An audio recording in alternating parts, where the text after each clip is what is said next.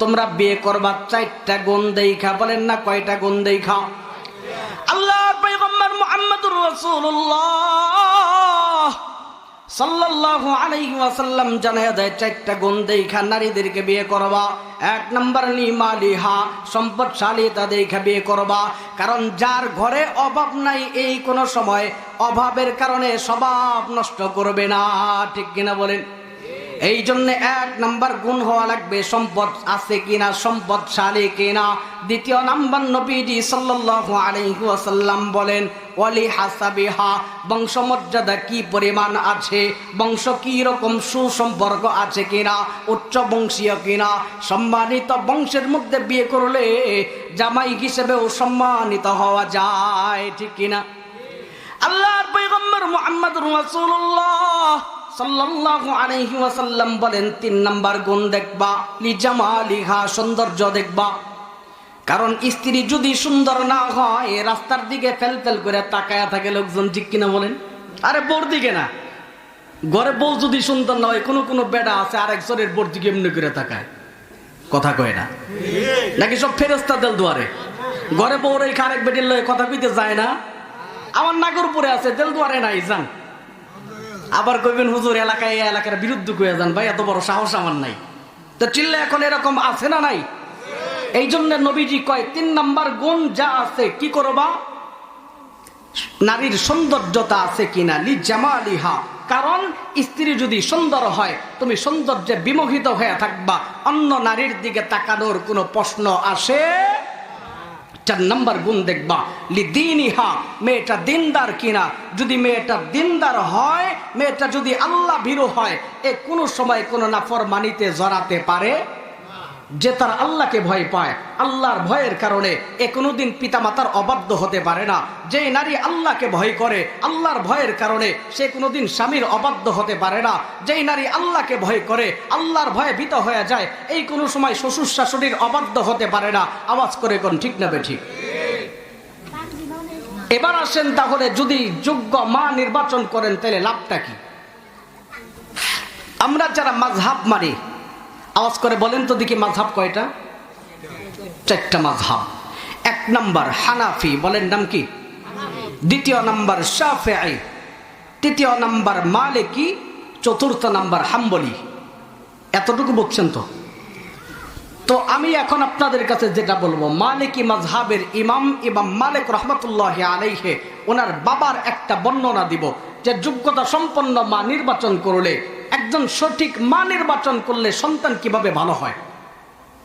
একটু মনোযোগ দিয়ে শুনেন। ইমাম মালিক রাহমাতুল্লাহি আলাইহির বাবার যখন বিয়ের বয়স হলো, ইমাম মালিক রাহমাতুল্লাহি আলাইহির বাবা, বুঝছেন, উল্টা বুঝবেন না, বাবা। তো ওনার বাবা মা চিন্তা করে ছেলের বয়স যেহেতু হয়ে গেছে, ভালো একটা বিয়ে দেওয়া দরকার। চতুর্দিক দিয়ে লোকেশন লাগায় ভালো কোনো মেয়ে পাও কিনা। চতুর্দিকে তো মেয়ের কোনো অভাব নাই, বিয়ে করতে গেলে ভালো একজন মেয়ের বড় অভাব, মেয়ে পাওয়া যায় না। কেন? স্কুলে যান না, মেয়ের অভাব নাই, মহিলা মাদ্রাসায় যান, মেয়ের অভাব নাই। কিন্তু এমন মেয়ের বড় অভাব যে একটা সংসারকে নিজের মনে করে আগলায়া রাখবে। কি জন্যে? মেয়ের এই বিষয়টা চিন্তা করা দরকার। আমি যখন আমার বাবার বাড়িতে ছিলাম, বাবাকে সম্মান করেছি, মায়ের কাছে থাকার কারণে মাকে সম্মান করেছি। শ্বশুর বাড়ি আসার কারণে আমার শ্বশুর আমার বাবার মতো, আমার শাশুড়ি আমার মায়ের মতো। বাড়ি থাকলে তো মায়ের কাপড় চোপড় ধুইয়াই দিতাম। এই বাড়িতে আসার কারণে শাশুড়ি যেহেতু মায়ের মতো, তার কাপড়গুলোও ধুয়ে দেই। আমি যদি বাড়ি থাকতাম, বাবার কাপড় চোপড়গুলো ধুয়ে দিতাম, বাবারে পান বানাইয়া দিতাম। শ্বশুর তো বাবার মতো, তার একটু পান বানাইয়া দিলাম, একটু কাপড়গুলা ধুইয়া দিতাম। এবার আপনি বলেন দেখি, যদি একজন স্ত্রী শ্বশুর শাশুড়িকে নিজের বাবা মায়ের মতন মনে করে, আর শ্বশুর শাশুড়ি যদি পুত্রবধূকে মেয়ের মতন মনে করে, সমাজের মধ্যে অশান্তি থাকবে? জোরে কর না। তাইলে এই জন্য কি দরকার? যোগ্যতা সম্পন্ন একজন গিন্নি ঘরে আনা দরকার। ইমাম মালিকের বাবা বলতেছেন তাইলে কি করা যায়? আপনারা যেহেতু ভালো মেয়ে খুঁজতেছেন, খুঁজেন। ব্যাস, এলাকাবাসী হঠাৎ করে একজন এসে বলতেছেন ভালো একজন মা পাওয়া গেছে। কই কোথায়? কই অমুক এলাকায়। দেখতে শুনতে নাকি ভালো, পর্দাও করে চলে, বাবা মার বাধ্য, বড় ভাইদের বিরুদ্ধে যায় না, অনেক নমনীয় একটা মেয়ে। আমার ভাইয়েরা কথাগুলো খুব মনোযোগ দিয়ে শুনবেন। ইমাম মালিক রাহমাতুল্লাহি আলাইহির বাবা যখন ওনার বিয়ের বয়স হয়ে গেছে, ওনার পিতামাতা চিন্তা করে ছেলের বিয়ের বয়স হয়ে গেছে, বিবাহ শাদী করানো দরকার। আশপাশের এলাকার মধ্যে খোঁজ খবর লাগায় দেয় কোথায় ভালো একজন মেয়ে পাওয়া যায়, যোগ্যতা সম্পন্ন পুত্রবধূ ঘরে আনা যায়। আশপাশের এলাকার মধ্যে খোঁজ খবর লাগানোর পরে ভালো কোনো মেয়ের সন্ধান পাওয়া যায় না।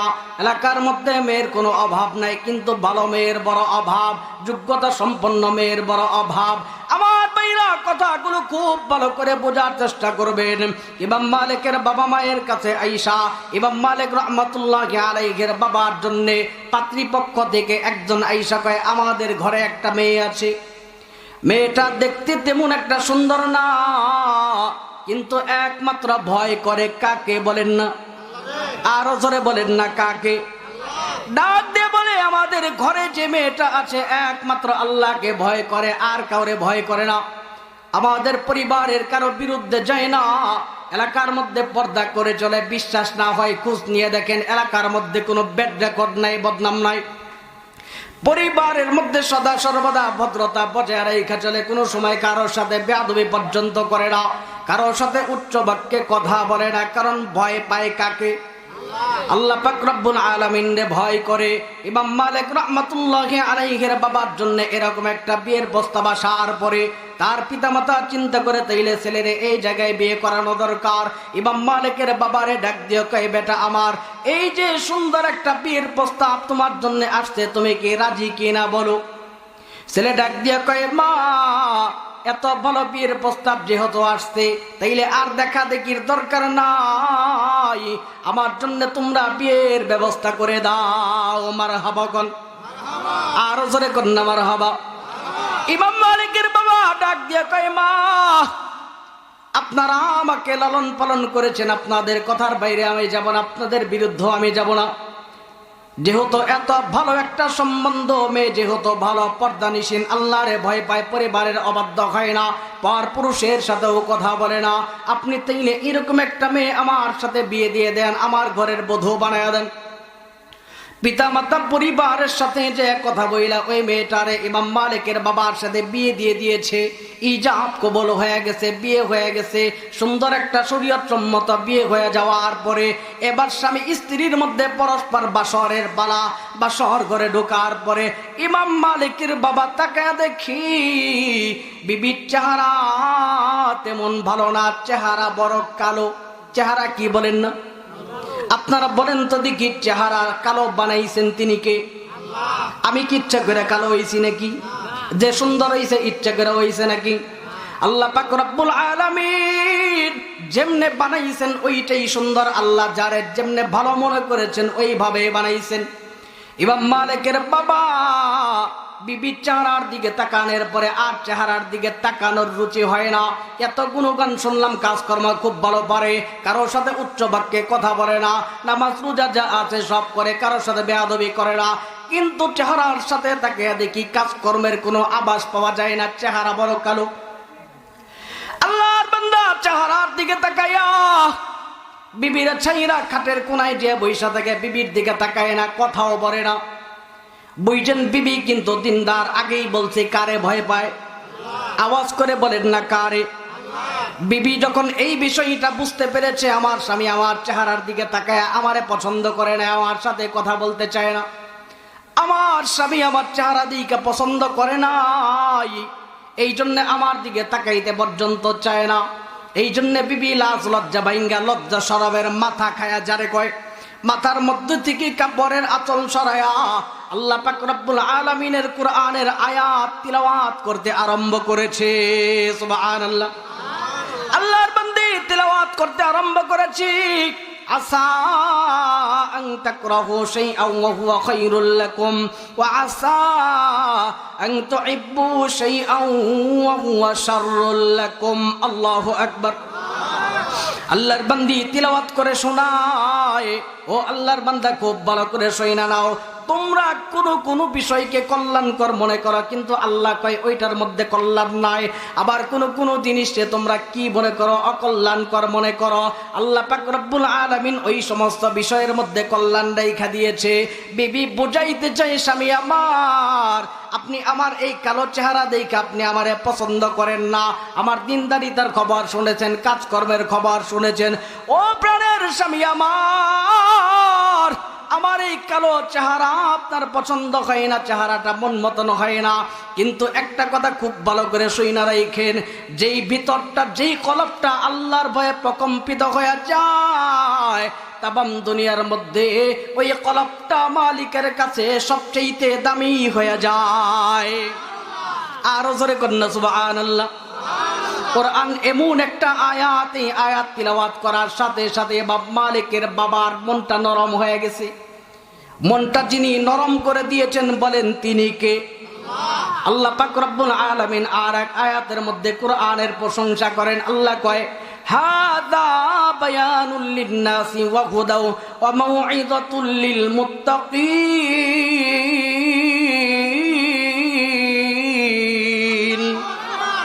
আল্লাহ পাক রব্বুল আলামিন কয়, হাদা বায়ানুল লিন্নাসি, কোরআন হলো লোকদের জন্য ওয়াজ। লোকদের জন্য কি?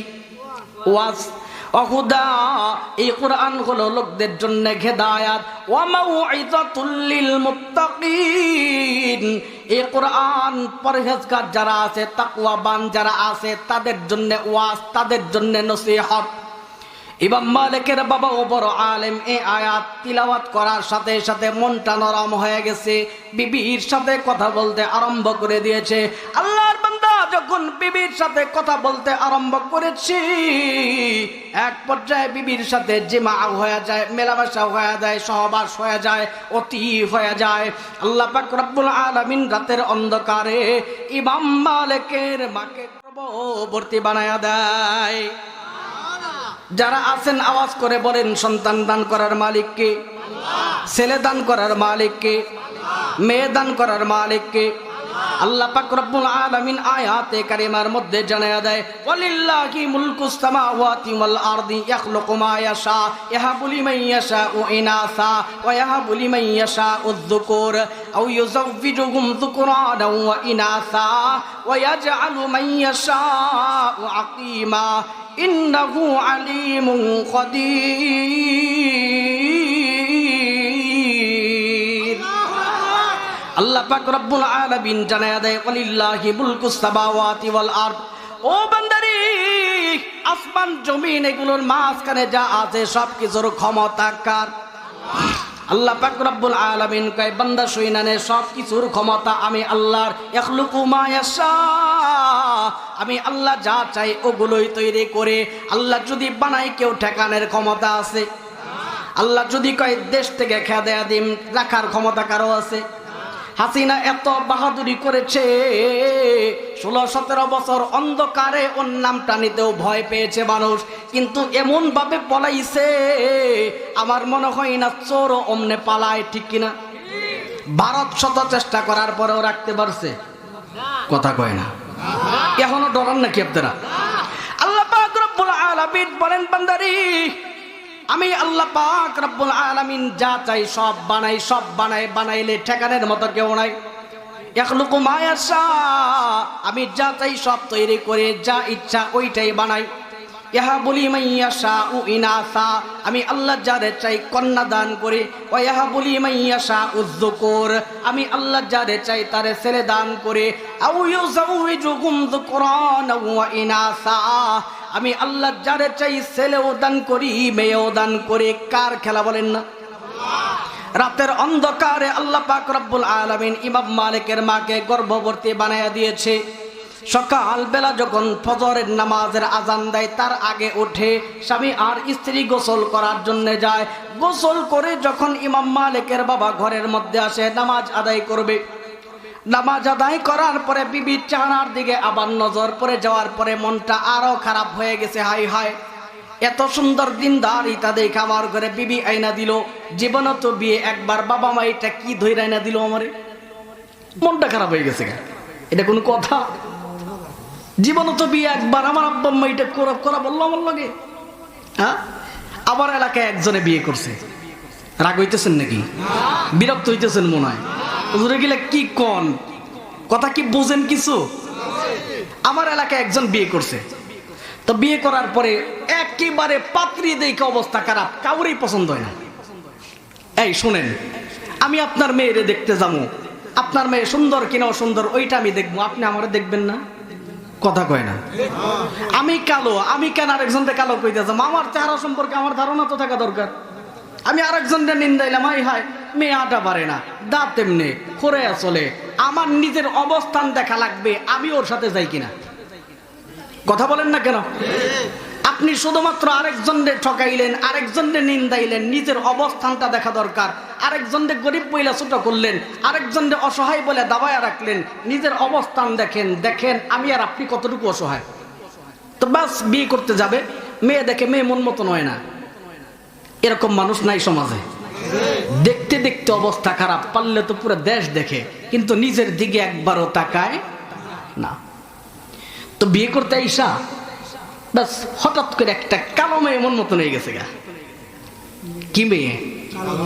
কালো মেয়ে। শোনেন, যাই হোক, আমি কালো বলে অবজ্ঞা করছি না, আমি নিজেও কালো, কিন্তু আল্লাহ রাব্বুল আলামিন মেয়েদেরকে এমন একটা যোগ্যতা দিয়ে বানায় যে সমস্ত মেয়েরা সাধারণত কালো হয়, এরা যদি ঘরের বউ হয়, এদেরকে মহাব্বত করলে সংসারে আরো বেশি উন্নতি হয়। বললেন এটা কেমন কথা? একটা মেয়ে কালো হবার পরও একটা কালো মেয়ের জন্য এই সমাজের টিকা বড় কষ্ট হয়ে যায়। যে দেখে ওই ছোট করে কথা বলে। সমাজের দুই শ্রেণীর মানুষের জন্য বেশি কষ্ট। বলেন কয় শ্রেণী? এক নাম্বার, যে যুবক হয়ে গেছে, বেকার, পকেটে টাকা নাই, মা বাপও গালি দেয়, ভাই বোনও গালি দেয়, সমাজের মানুষ যেমনি দেখে অমনি ওরে গালি দেয়। বেকারের জন্য সমাজের চলা কষ্ট, ঠিক কিনা বলেন? আর দ্বিতীয় নাম্বার হলো একটা কালো মেয়ে। এই কালো মেয়ে বোঝে সমাজে চলা কতটা কষ্টকর। বান্ধবীরা সাথে নিতে চায় না, কেন? ও কালো। সেলফি তুলতে গেলে কয় যা বাইরে যা। পাত্রপক্ষ দেখতে আসলেও একটা কালো মেয়ের কালো বইলা গালি দেয়। পিতা মাতাও কয় কালো এর জন্ম নিছস, তোর জন্য পাত্র দেখতে দেখতে অবস্থা খারাপ। একটা কালো মেয়ে তখন বোঝে পৃথিবীর চূড়ান্ত বাস্তবতা কোথায়। হাজারো কালো মেয়ে চোখের পানিগুলো রাতের অন্ধকারে বিছানার মধ্যে ফেলে, ঠিক কিনা বলেন? এই মুহূর্তে যদি আপনি ওই কালো মেয়েটাকে বিয়ে করেন, যথাযথ ভালোবাসা, আদর, সোহাগ আর মায়া মমতা দেন, এই মেয়েটা পূর্বের সব দুঃখ কষ্ট ভুলে গিয়ে বলবে, আহারে আমি কালো হওয়ার পরে আমার বান্ধবীরা আমার সাথে এই করেছে, আমার সমাজের ভাবিরা আমার এই বলছে, অমুক পাত্রপক্ষ আমারে কালো বলছে, কিন্তু আমি কালো হওয়ার পরও আমার স্বামী আমারে এত ভালোবাসে। আমার তো বিশ্বাস এই মেয়ে কোনো সময় স্বামীর সাথে জোর গলায় কথা বলতে পারে। জোরে কর না কেন? তাইলে ইমাম মালিকের বাবা ঈশা তাকায়া দেখে বিবির চেহারা বড় কালো। দ্বিতীয়বার, প্রথমবার তো আয়াত কয়ে ঠান্ডা করছে, এবার আর আয়াতে কাজ হইতেছে না, ডোজ বেশি লাগবে। চেহারার দিকে তাকায়া দূর থাকতাম না, বাড়ি ছেড়ে চলে গেছে। ইতিহাসবিদরা বলে, কেউ বলেন 18 বৎসর, কেউ বলে 19 বৎসর, কেউ বলেন 20 বৎসর। 18, 19, 20 বৎসর পর্যন্ত বাড়ি আসে নাই। আমার ভাইয়েরা কথাগুলো মনোযোগ দিয়ে বোঝার চেষ্টা করেন। ইমাম মালিকের বাবা বিবির সাথে রাগ করে এবার 18, 19, 20 বৎসরের মধ্যে আর বাড়ির মধ্যে আসে না, কোনোদিনও এলাকার মধ্যে আসে না। 20 বৎসর পরে মনে পড়েছে এবার একটু বাড়ি যাওয়া দরকার, একজন মেয়ের কারণে কেন বাড়ির বাইরে থাকবো এত বৎসর। আল্লাহর বান্দা দীর্ঘ বৎসর পরে যখন এলাকার মধ্যে আসছে, তখন হলো এলাকার মধ্যে জোহরের নামাজের সময়। কোন সময় বলেন না? জোহরের নামাজের সময়। এলাকার মধ্যে আসার পরে এলাকার মসজিদের মধ্যে ঢুকে গেছে নামাজ আদায় করার জন্য। আল্লাহর বান্দা তাকায়া দেখতে আরম্ভ করেছি, জোহরের নামাজের মধ্যে মুসল্লিরা ঝাঁকে ঝাঁকে মসজিদে আসে। মানুষগুলো কাতারবদ্ধ হয়ে দাঁড়ায় গেছে নামাজ আদায় করার জন্য। মানুষগুলো নামাজ আদায় করবে, ইকামত হচ্ছে। এমন সময় খেয়াল করে দেখে সামনে একজন ইমামতির মুসল্লায় দাঁড়ানো। এই যে ইমামতির মুসল্লায় যিনি দাঁড়ানো, তার বয়স তেমন বেশি না, মাত্র 17, 18। একেবারে অল্প বয়স, চেহারা দেখতে বড় সুন্দর, মাথার মধ্যে সুন্দর ভাবে চুলগুলো ঝকঝক ঝকঝক করতে আরম্ভ করে দিয়েছে, হালকা হালকা দাড়ির রেখ আসতে আরম্ভ করে দিয়েছে। এই যে পিচ্চি ইমামকে যে দেখবে মনে করবে মনে হয় জামানার ইউসুফ পয়গম্বর। সুবহানাল্লাহ। বেচারা তাকে দেখে এত সুন্দর চেহারাওয়ালা 17-18 বছরের বাচ্চার নামাজের ইমামতি করে। আল্লাহর বান্দা এবার তাকে দেখতে আরম্ভ করেছি। ছেলেটা যখন নামাজ জোহরের নামাজ পড়ে সালাম ফিরাইতে আরম্ভ করেছে, সালাম ফিরানোর পরে হাজার হাজার ছাত্রদের লাইন ওর পিছনে লেগে গিয়েছে। এই যে এই তাগড়া ইমাম, এই অল্প বয়সের ইমামটা মসজিদের মধ্যে বৈশা আল্লাহর পয়গম্বর মুহাম্মদুর রাসূলুল্লাহর হাদিস পড়াইতে আরম্ভ করেছে। আল্লাহর বান্দা মনে মনে ভাবে, আল্লাহ, এত অল্প বয়সে এই ছাত্রটা, এই ইমামটারে দেখলাম 17-18 বছরের একজন ইমাম, বয়স বা কত, একেবারে অল্পতেই না, কিন্তু এর কাছে দাড়ি পাকা পাকা মুরব্বীরা হাদিসের কিতাব পড়ার জন্য আসে। আল্লাহু আকবার। এই তো 18-19 বছর, 17-18 বছর বয়সের এই বাচ্চার পিছনে হাজার হাজার ছাত্র হাদিসের দর্শ নেওয়ার জন্য ঘুরে, পয়গম্বরের হাদিস শিখার জন্য ঘুরে। ইমাম মালিকের বাবা পাগল হয়ে গেছে, হাই হাই কি দেখলাম, আল্লাহ যারে বড় বানায় তামাম দুনিয়া ওরে ঠকাইতে পারে না, ঠিক কিনা? আল্লাহ পাক রব্বুল আলামিন কয়, কুলিল্লাহুম্মা মালিকাল মুলকি তুতিল মুলকা মান তাশা ওয়া তানজিউল মুলকা মিম্মান তাশা ওয়া তুইজ্জু মান তাশা ওয়া তুযিল্লু মান তাশা বিয়াদিকাল খায়র ইন্নাকা আলা কুল্লি শাইইন কাদির। আল্লাহ পাক রব্বুল আলামিন যারে সম্মান দেয় কেউ ওরে ডাবাইতে পারে না। আল্লাহ যারে ক্ষমতায় থেকে নামায় ওরে কেউ ক্ষমতায় উঠাইতে পারে না।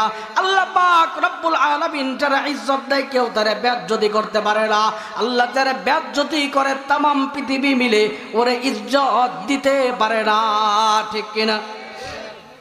ইমাম মালিকের বাবা তাকে দেখে এই যে ছোট্ট একজন যুবকের পিছনে হাজার হাজার ছাত্রের লাইন দেখা যায়। এই ছাত্রটা যখন হাদিসের কিতাব পড়ে বাড়ির দিকে রওনা হয়ে যায়, ইমাম মালিকের বাবা মনে মনে ভাবে, আহারে কত বড় আলেম, বয়সটা অল্প কিন্তু মান বাড়াইয়া দিয়েছেন কে? ইমাম মালিকের বাবা মনে মনে চিন্তা করে, পিছন থেকে ডাকলে যদি বেয়াদবি হয়, এই জন্য পিছন থেকে ডাকবো না। কেন ডাকবো না? সে এত বড় আলেম, আমি পিছন থেকে ডাকলে যদি তার কষ্ট হয়, এই জন্য ডাকবো না। ইমাম মালিকের বাবা একজন মুসল্লিকে ডাক দিয়ে কয়, ওই যে অল্প বয়সের ইমাম একজন চলে গেল। আল্লাহ পাক রব্বুল আলামিন এই অল্প বয়সের ইমামকে এত পরিমাণ যোগ্যতা দান করেছে। হাজার হাজার ছাত্র ওর পিছনে হাদিস শিখার জন্য ঘুরে, হাজার হাজার ছাত্র ওর পিছনে কোরআন শিক্ষার জন্য ঘুরে। ওই আল্লাহর বান্দা ইমামের পরিচয়টা আমার কাছে একটু দিয়ে দাও। একজন ছাত্র ওনাকে ডাক দিয়ে কয়, হযরত তাইলে শুনেন, ওনার নাম হলো ইমাম মালিক। নাম কি বলেন না? সবাই বলেন। আল্লাহর বান্দা ডাক দিয়ে কয়, হুজুর, এই যে লোকটাকে দেখলেন ইমামতি করে হাদিস পড়ে চলে গেল, এর নাম হলো ইমামে মালিক। ওনার পরিচয় সম্পর্কে আমরা এতটুকু জানি, ওনার বাবা ওনার মাকে বিয়ে করার পরের দিনই ওনার মাকে ছাইরা চলে গেছে, বাসর রাতের পরের দিন চলে গেছে। আমাদের এই উস্তাদ জন্মের পরে উনার বাবাকে কোনোদিন পর্যন্ত দেখে নাই, মায়ের কাছে লালিত পালিত হয়েছে, ওনার মায়ের কাছ থেকে কোরআনের হাফেজ হয়েছে, ওনার মায়ের কাছ থেকে রাসূলের হাদিসগুলো শিখেছে। ও মুহতারাম, আমাদের উস্তাদ ওনার বাবাকে কোনোদিনও দেখে নাই, এরপরও বাবার বিরুদ্ধে তার কোনো অভিযোগ নাই, এরপরও বাবার বিরুদ্ধে তার কোনো বিচার নাই, এরপরও বাবার বিরুদ্ধে তার কোনো ধরনের আকুতি নাই, কোনো ধরনের কথা নাই। কারণ বাবা এমন এক সম্পদ, বাবার বিরুদ্ধে বিচার চলে না, অভিযোগ চলে না। বাবা আল্লাহর দেওয়া একেবারে বিশাল একটা নিয়ামত। সুবহানাল্লাহ। আমাদের উস্তাদ কোনোদিন তার বাবার বিরুদ্ধে আমাদের কাছে অভিযোগ করতেন না। ইমাম মালিকের বাবা বুঝা ফেলাইছে, ছেলেটা আর কারণ এটা আমার, কারণ বাসর ঘরের পরের দিন আমি চলে গেছিলাম। মনে আছে না? ভুলে গেছেন? শেষ। তাইলে শুনেন, ইমাম মালিকের বাবা এবার চিন্তা করে, ছেলেটা আর কারণ ছেলেটা আমার, তাইলে একটু বাড়ির দিকে যাওয়া দরকার। বাড়ির মধ্যে যায় যখন দরজার মধ্যে নক দেয়, আল্লাহর বান্দা তাকায়া দেখে ওই যে ইমাম সাহেবরে দেখলাম, ইমাম সাহেব দরজা খুলে দিছে। মারহাবা। আরো জোরে কন্যা মারহাবা। ইমাম মালিকের বাবা ডাক দিয়ে কয়, বেটা এদিকে আসো, ভিতরে ঢুকতে চাই, অনুমতি দাও। চাইলে তো সরাসরি ঢুকতে পারতেন, কিন্তু কোরআনের নির্দেশ, আল্লাহ কয় ইয়া আইয়ুহাল্লাযীনা আমানু লা তাদখুলু বুয়ুতান গায়রা বুয়ুতিকুম হাত্তা তাস্তানিসু ওয়া তুসাল্লিমু আলা আহলিহা। আল্লাহু আকবার। আল্লাহ পাক রব্বুল আলামিন আদেশ দেয়, হে ঈমানদাররা, বিনা অনুমতিতে কারো ঘরে প্রবেশ করবা না, কারো ঘরে ঢোকার আগে অনুমতি নিবা, কারো ঘরে ঢোকার আগে তার বাসিন্দা যারা আছে তাদেরকে সালাম দিয়ে সতর্ক করবা। আল্লাহর বান্দা ইমামে মালিক রাহমাতুল্লাহি আলাইহির বাবা কয়, যুবক ভিতরে ঢুকতে চাই, অনুমতি দাও। এবার ডাক দিয়ে কয়, তাইলে আপনার পরিচয় আগে দেন, এরপরে ঢুকতে দেব। বাবা বেচারা ডাক দিয়ে কয়, শোনো তাহলে ঘরে তোমার মা আছে নাকি? কয় হয় আছে। তো কয়, তোমার মাকে যায় একটা আয়াত শোনায়া দিবা, আসা আন তাকরাহু শাইআন ওয়া হুয়া খায়রুল লাকুম ওয়া আসা আন তুহিব্বু শাইআন ওয়া হুয়া শাররুল লাকুম। তোমার মাকে এই আয়াত তিলাওয়াত করে শোনায়া বলবা, মা তুমি এই আয়াত বইলা কারে জানে নসিহত করছিলা? ওই লোকটা গেটের সামনে দাঁড়ানো, ওই লোকটা ভিতরে প্রবেশ করতে যায়, তোমার কাছে অনুমতি চায়।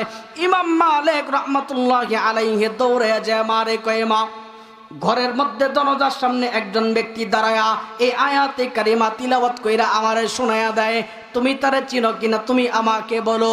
এরপরে বেচারি মা বেচারি চোখ দিয়ে টপ টপ করে পানি ছাড়তে আরম্ভ করেছে। ইমাম মালিককে ডাক দিয়ে কয়, বেটা ওই যে ঘরের সামনে যে বান্দাটা দাঁড়ানো, ঘরের সামনে যে ব্যক্তিটা দাঁড়ানো, তুমি হয়তো তারে চিনো নাই, আসলে এইটা অপরিচিত কেউ না, এই লোকটা হলো তোমার বাবা। আল্লাহু আকবার। তাইলে আমি আপনাদের কাছে বলতে চাই, খুব ভালো করে শুনবেন। প্রথম দিক দিয়ে মেয়েটারে কালো মনে হয়েছে, কিন্তু ভিতরটা যিনি ভালো বানাইছেন তিনি কে? আমার ভাইরা খুব ভালো করে বুঝবেন, মন দিয়ে শুনবেন। মা যেমন যোগ্য, আল্লাহ পাক রব্বুল আলামিন ওই ঘরের যোগ্য ইমাম মালিক রে পাঠাইয়া দিয়েছেন, ঠিক কিনা বলেন না? যদি হাড়ি ভাঙ্গা আম গাছ লাগান, হাড়ি ভাঙ্গা আম পাওয়া সম্ভব।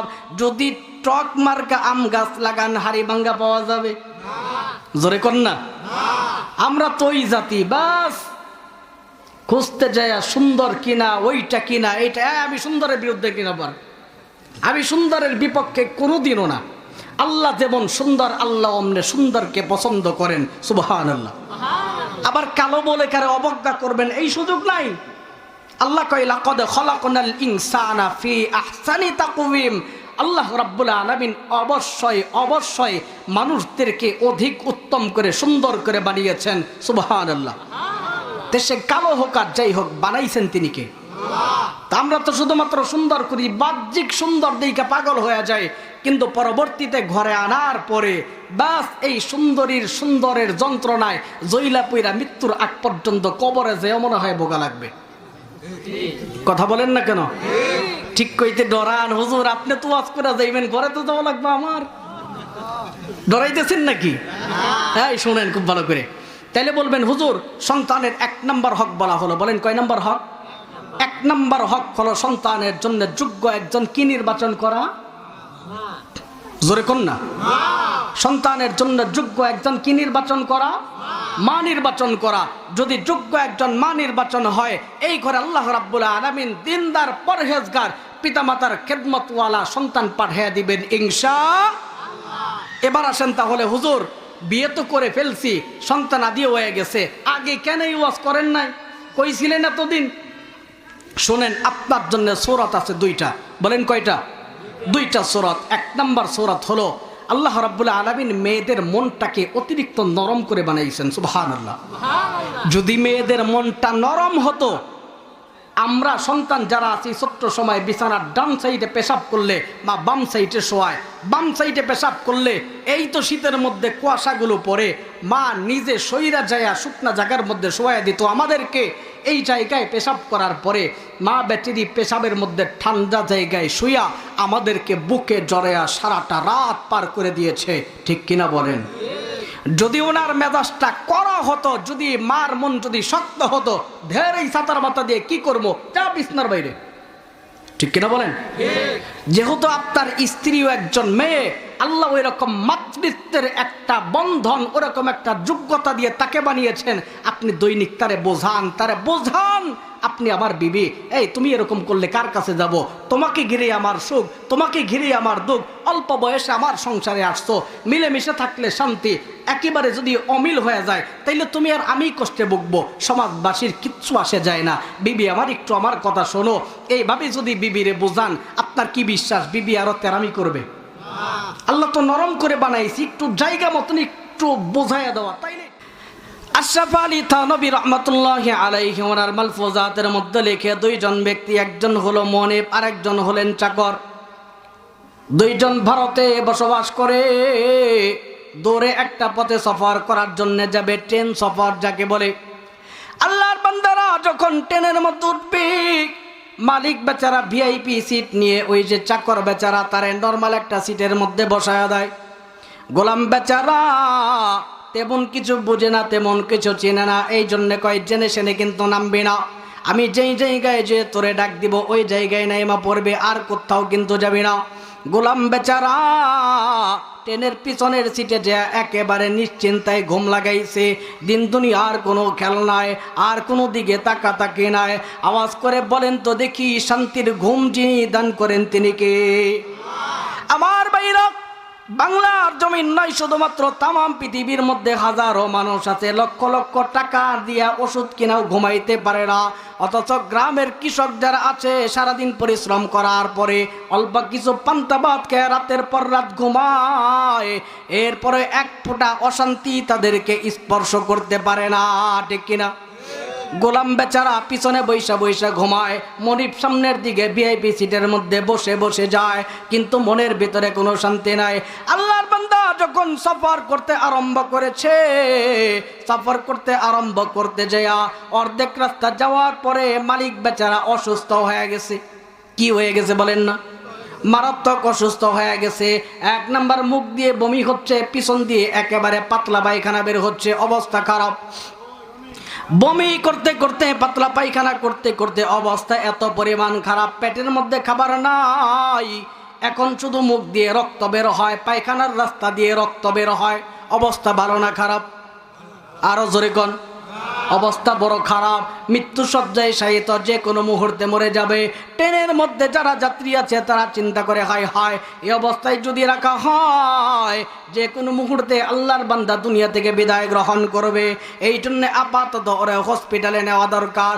কিন্তু ট্রেনের মধ্যে বিধি নিষেধ দেওয়া আছে, সব জায়গায় ট্রেন থামানো যাবে না, নির্দিষ্ট স্টেশন ছাড়া ট্রেন থামানো যাবে না। এই জন্য একটা স্টেশনে যে যখন ট্রেনটা থামিয়েছে, যাত্রীরা সবাই মিলা আল্লাহর এই বান্দাকে ট্রেন থেকে নামায়া নিচে রাইখা আবার ট্রেন চলে গেছে। ওদিকে গোলাম ঘুমায়, গোলাম কিচ্ছু জানে না।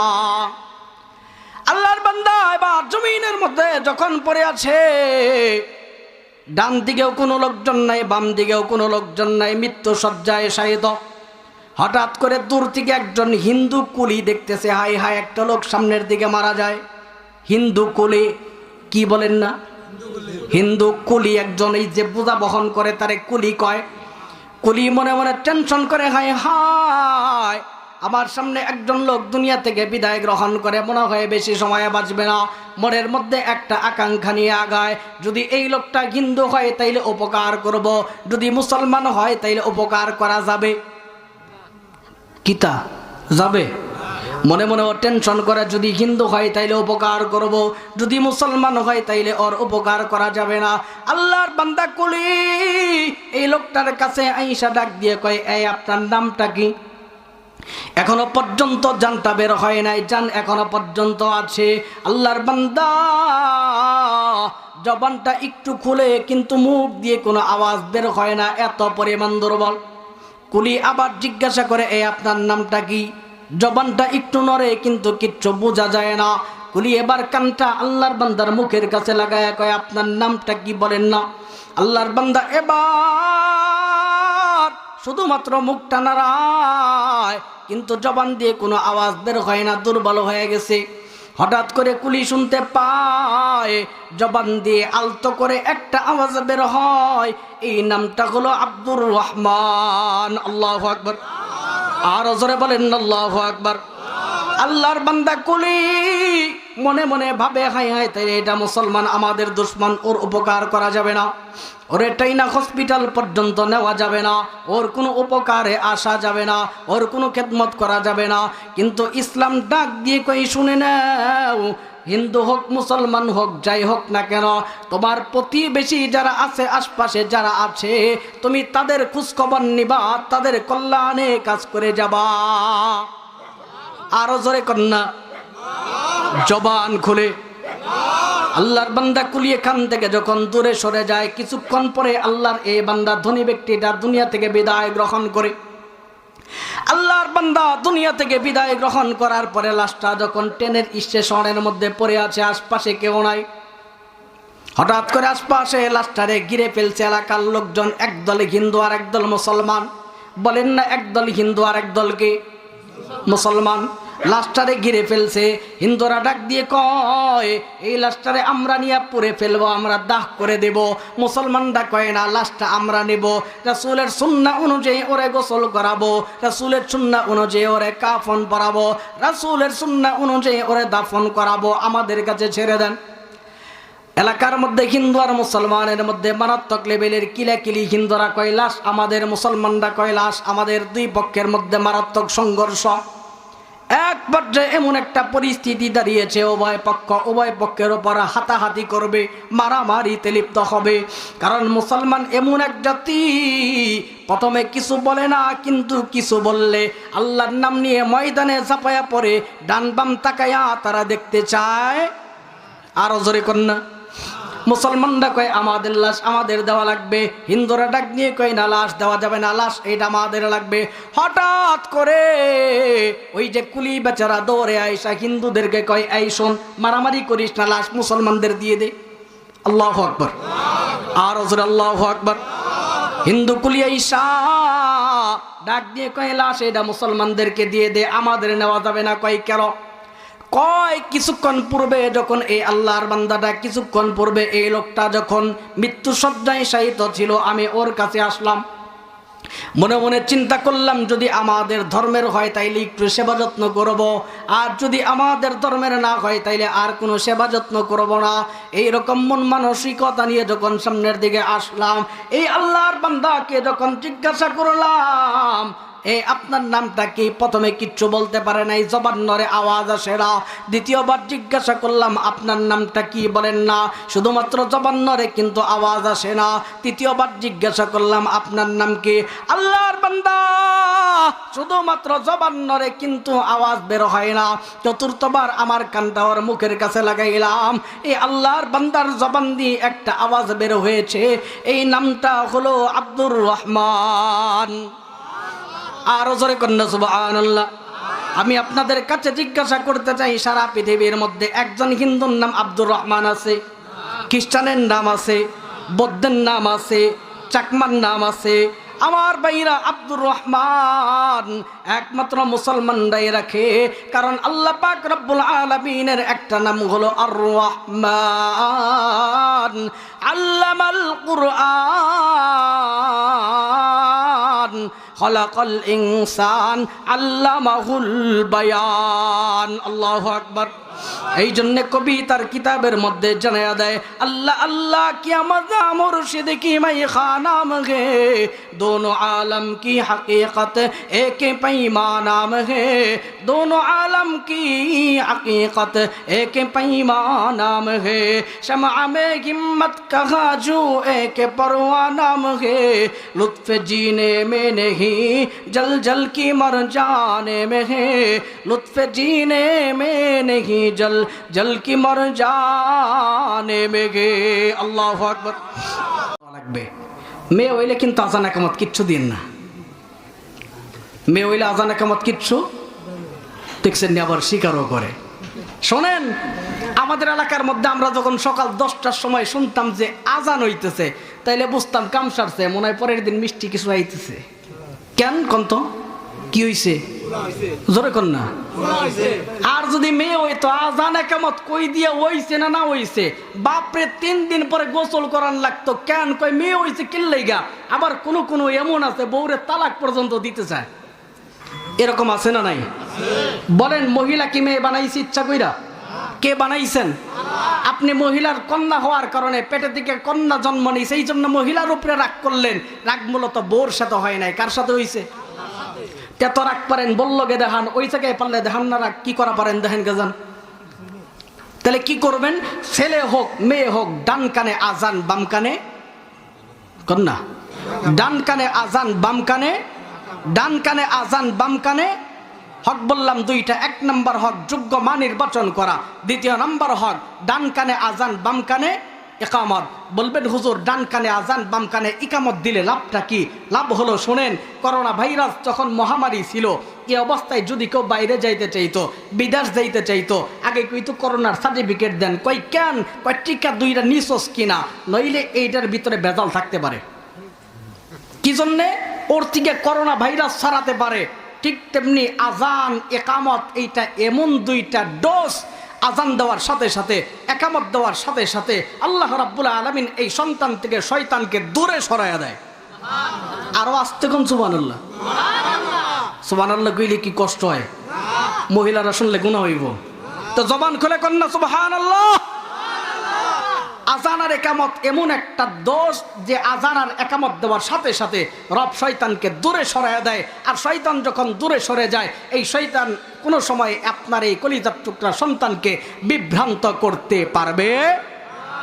এই জন্য ডান কানে আজান দেওয়া লাগবে, বাম কানে একামত দেওয়া লাগবে।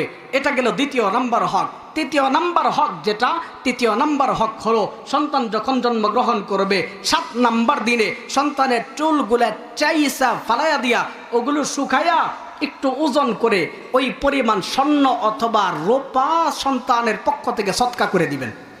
পারবেন তো ইনশাআল্লাহ? মনে মনে করবেন হুজুর স্বর্ণ রূপা এত বেশি হয় নাই, লাখ টাকার উপরে ভরি, এত বেশি হয় না। এই শুনেন, স্বাভাবিক অবস্থায় একটা বাচ্চা যে পরিমাণ চুল নিয়ে আসে তেমন বেশি না, 2-4-5 রত্তি, এর বেশি না। 1000, 1200, 1500, বড় জোর 3-4 হাজারই ধরলেন না। আচ্ছা স্বর্ণ দেওয়ার সামর্থ্য না থাক, রূপার দাম তো একেবারে কম। চুলগুলা শুকায়া একটু ওজন করে ওই অনুযায়ী রূপা যদি আপনি সন্তানের পক্ষ থেকে, কার নামে সদকা করা লাগবে? বাবার নামে। কেল্লা বাবা, তালা বাবা, আওয়াজ করে বলেন সদকা কার নামে? আল্লাহর নামে যখন সদকা করবেন, রাসূলের হাদিস অনুযায়ী সদকা করার কারণে এই সন্তান থেকে আল্লাহ তাআলা যাবতীয় বিপদ আপদ মুসিবত এগুলো দূর করে দেয়।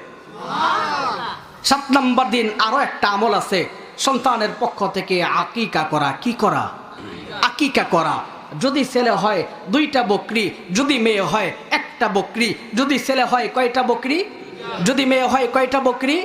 এখন বলবেন হুজুর গরিব মানুষ, ছেলে হইছে, খুশিতে মিষ্টি কিন্না সব শেষ, আকিকা কেমনে করুম? রাসূল সাল্লাল্লাহু আলাইহি ওয়াসাল্লামের হাদিস থেকে পাওয়া যায়, রাসূলের নাতি হযরত হাসান রাদিয়াল্লাহু তাআলা আনহুর আকিকা রাসূল করেছিলেন 1টা বকরি দিয়ে। এর মানে বোঝা যায় 1টা বকরি দিয়েও যদি আকিকা করা হয়, আকিকা হয়ে যাবে। আকিকা করবেন তো ইনশাআল্লাহ? তো সমাজে আরেকটা প্রচলিত নিয়ম আছে। নিয়মটা কি? আকিকার গোশত বাপ মাই খাইতে পারবো না, দেলদুয়ারে নাই আছে। এই শুনেন, কুরবানির গোশত যেভাবে সবাই খেতে পারবে, আকিকার গোশত বাপ মা দাদা দাদি নানা নানি আত্মীয় স্বজন সবাই খেতে পারবে। 7 নম্বর দিন আরো একটা আমলের কথা বলে যায়, সর্বশেষ আমল, আর হয়তো বলার সবাই পাবো না। হযরত এসে পড়েছেন সন্তানের জন্য সুন্দর একটা নাম রাখা। বলেন কি রাখা? সুন্দর নাম রাখা। কিন্তু আমরা তো নাম সুন্দর রাখি, শেষে লাগাইয়া দেয় আর একটা, শহীদুল ইসলাম বল্টু, সামিউল ইসলাম কল্টু। লাগাই কি লাগাই না? এই বল্টু নামেই পরিচিত হয়ে যায়, সল্টু নামেই পরিচিত হয়ে যায়। জাস্ট আর 5টা মিনিট হুজুর আচ্ছা নেই? আচ্ছা, জাস্ট আর 5টা মিনিট এইটা বলি আমি শেষ দিয়ে দিব। বিরক্ত হইতেছেন? রাগে মনে হয়েছে হারা বার। জবান খুলে করেন আল্লাহু আকবার। রাগ হয়েছেন আপনারা? কে কে রাগ হয়েছেন হাত তুলেন তো দেখি। খুশি হয়েছেন? আমার জন্য দোয়া করবেন তো সবাই? হ্যাঁ, আর কথা বলবো না। হুজুর যেহেতু আইসা বলছেন, হুজুরে বসায় আর এইখা ব্যাস 2-1 মিনিট কথা বলছি, ব্যাস। হুজুরকে রাগ হয়েছেন নি? আবার হুজুর রাগ হইন না, বড়দের দোয়া নেওয়ার ক্ষেত্রে এই জায়গায় ওলামায়ে কেরাম যারা আছি, আমরা দেহ আলাদা হতে পারে কিন্তু আমাদের হৃদয় একটাই। আপনারা যারা এখানে আছেন, যারাই মুসলমান, হোক না সে কৃষক, হোক না সে তাঁতি, হোক না সে গরিব, হোক না সে ধনী, যারাই আল্লাহর বান্দা, যারাই কালেমাকে মানে, যারাই মুহাম্মদুর রাসূলুল্লাহ সাল্লাল্লাহু আলাইহি ওয়াসাল্লামকে মানে, ধনী গরিব সব কিছু ভেদাভেদ বাদ, আমরা সবাই এক, আমরা সবাই ভাই ভাই, ঠিক কিনা বলেন? সব জায়গায় বিভেদ থাকতে পারে, কালেমার ক্ষেত্রে, আল্লাহর গোলামের ক্ষেত্রে আমাদের মাঝে কোনো পার্থক্য থাকতে পারে, আমরা সবাই এক। আল্লাহ আমাদের সবাইকে বুঝবার তৌফিক দান করেন, পড়েন আমিন। তো সর্বশেষ আমি দীর্ঘ সময় আলোচনা করলাম, সন্তানের 4টা হক বলতে পারছি। কয়টা? 1 নাম্বার, সন্তানের জন্য যোগ্য কি নির্বাচন করা? জোরে কোন না? মা নির্বাচন করা। মা ঠিক আল্লাহ তাআলা এই ঘরে যোগ্য সন্তান দান করবে, সবাই বলেন সুবহানাল্লাহ। 2 নাম্বার, সন্তান জন্মগ্রহণের পরে ডান কানে আজান দেওয়া লাগবে, বাম কানে কি দেওয়া লাগবে? মেয়ে হলেও দেওয়া লাগবে, ঠিক না? না ভুলে গেছেন আবার? এখন এই যে একটা মাসআলা বলে দিই, মেয়ে হইছে আজান দেওয়ার মতন কেউ নাই, ছেলে হইছে আজান দেওয়ার মতন কেউ নাই, ঘরের ভিতরে যে নারীরা থাকবে তারাই আলতো করে শুধু কানের মধ্যে আজান আর একামত বলে দিবে। মনে থাকবে ইনশাআল্লাহ। আল্লাহ তৌফিক দান করেন, সবার কাছে দোয়া চাই, আমিও দোয়া করি আল্লাহ এই মাহফিলকে কবুল আর মঞ্জুর করেন, পড়েন আমিন। যে মানুষগুলো এই মাহফিলের পিছনে মেহনত করেছে, শ্রম দিয়েছে, মাইক দিয়ে, সময় দিয়ে, মেধা দিয়ে, সব কিছু দিয়ে মেহনত করেছে, আল্লাহ যেন তাদেরকে উত্তম জাযায়ে খায়ের দান করেন, পড়েন আমিন। নাসরুম মিনাল্লাহ ওয়া ফাতহুন করিব ওয়া বাশশিরিল মুমিনিন। আসসালামু আলাইকুম ওয়া রাহমাতুল্লাহ।